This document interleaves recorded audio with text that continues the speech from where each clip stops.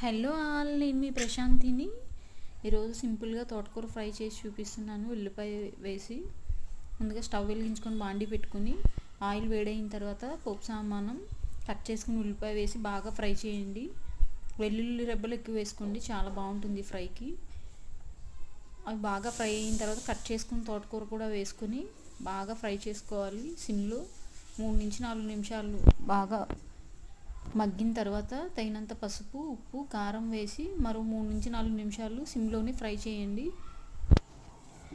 Oil పైకి వచ్చేదాకా fry చేసుకుంటే చాలా బాగుంటుంది తోటకూర ఫ్రై అనేది. ఉల్లిపాయ వేస్తాం కదా, కొంచెం డిఫరెంట్ ఫ్లేవర్ వచ్చి చాలా బాగుంటుంది. ఒకసారి ట్రై చేయండి, చాలా అంటే చాలా బాగుంటుంది. పప్పు కాంబినేషన్లోకి నేను టమాటో పప్పు చేశాను, సో చాలా బాగుంటుంది. ఒకసారి ట్రై చేసి చూడండి. Subscribe my channel. Thank you for watching.